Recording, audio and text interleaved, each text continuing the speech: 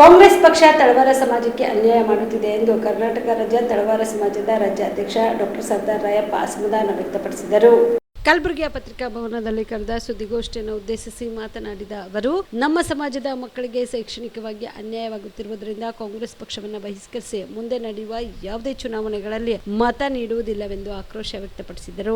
ಇನ್ನು ಸರ್ಕಾರ, ಮುಖ್ಯಮಂತ್ರಿಗಳು, ಕಾಂಗ್ರೆಸ್ ಪಕ್ಷದ ಜನಪ್ರತಿನಿಧಿಗಳು ಸೇರಿಕೊಂಡು ತಮ್ಮ ಆಡಳಿತದಲ್ಲಿರುವ ಎಲ್ಲ ಅಧಿಕಾರಿಗಳ ಮುಖಾಂತರ ಕಾನೂನು ಬಾಹಿರವಾಗಿ ನಮಗೆ ಎಸ್ಟಿ ಸರ್ಟಿಫಿಕೇಟ್ ಸಿಗದಂತೆ ನೋಡಿಕೊಂಡಿರುವ ಪರಿಣಾಮ ಇಡೀ ಸಮಾಜಕ್ಕೆ ತುಂಬಲಾರದ ನಷ್ಟವಾಗಿದೆ. ಈ ಹಿನ್ನೆಲೆಯಲ್ಲಿ ಏಪ್ರಿಲ್ 27ರಂದು ಕಲಬುರಗಿಯಲ್ಲಿ ಅನಿರ್ದಿಷ್ಟ ಧರಣಿ ಸತ್ಯಾಗ್ರಹ ಹಮ್ಮಿಕೊಳ್ಳಲು ತೀರ್ಮಾನಿಸಲಾಗಿದೆ ಎಂದರು.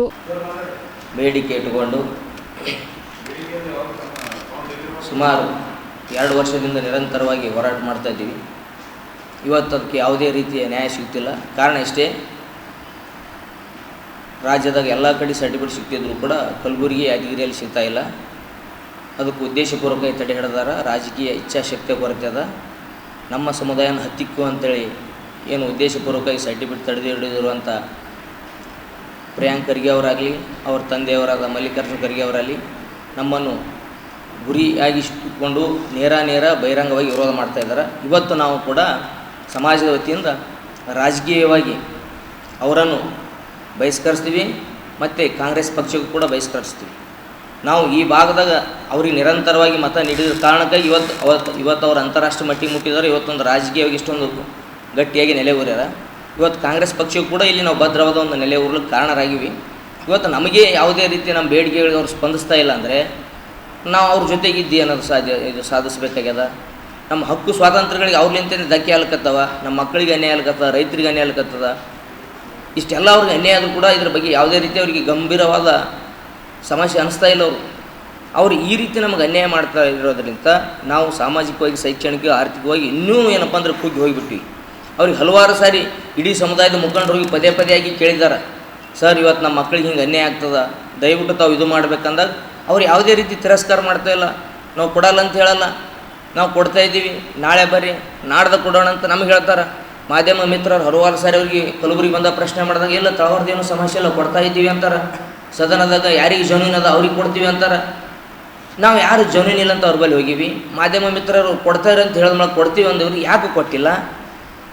ಹಲವಾರು ಸಾರಿ ಸದನದಲ್ಲಿ ಕ್ವಶನ್ ಎತ್ತಿದ್ರೆ ಅವ್ರಿಗೆ ಯಾರಿಗೆ ಮಾತಾಡ್ಕೊಡಲ್ಲ, ಮಧ್ಯದಲ್ಲಿ ಕುಂಡಿಸ್ತಾರೆ, ನಾವು ಸರ್ಟಿಫಿಕೇಟ್ ಕೊಡ್ತೀವಿ ಅಂತ ಹೇಳ್ತಾ ಇದ್ದಾರೆ.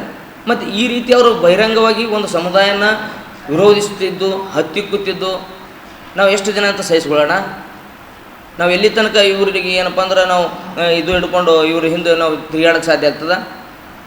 ನಮಗಾಗಲಿ, ಸಮುದಾಯದಕ್ಕಾಗಲಿ ಹೋಲ್ಬಿಡು, ಅಟ್ಲೀಸ್ಟ್ ಸಮಾಜದ ಪಕ್ಷದ ಮುಖಂಡರದಾರ, ಅಲ್ಲಿ ನಮ್ಮ ಸಮಾಜದ ದೊಡ್ಡ ನಾಯಕರದಾರ, ಅವ್ರಿಗೆ ಕೂಡ ಗೌರವ ಕೊಡ್ತಾ ಇಲ್ಲ. ಅವ್ರಿಗೇನಪ್ಪ ಅಂದರೆ ದಿನ ಒಂದು ರೀತಿಯಲ್ಲಿ ಸುಳ್ಳು ಹೇಳ್ತಾರೆ. ಅವರು ಹೇಳಿದ್ದಾರೆ ಅನ್ನೋ ಕಾರಣಕ್ಕೆ ಅವ್ರಲಿಂತ ಅವ್ರು ಇಲ್ಲಿ ನಮ್ಮ ಜಿಲ್ಲೆಯಲ್ಲಿ ಏನಪ್ಪ ವಿಜಯೋತ್ಸವ ಮಾಡ್ಯಾರ, ಅವ್ರಿಗೇನಪ್ಪ ಅಂದ್ರೆ ಸನ್ಮಾನಿಸ್ಯಾರ, ಗೌರವ ಸೂಚಿಸ್ಯಾರ. ಇಷ್ಟೆಲ್ಲ ಆದರೂ ಕೂಡ ಬಹಿರಂಗವಾಗಿ ಇಷ್ಟೆಲ್ಲ ಚಟುವಟಿಕೆಗಳು ನೋಡಿದ್ರು ಕೂಡ ಯಾವ ಧೈರ್ಯದ ಮ್ಯಾಗ ಇವರು ಇಷ್ಟೊಂದು ಕಾನೂನು, ಸಂವಿಧಾನ ಉಲ್ಲಂಘನೆ ಮಾಡ್ತಾರೆ.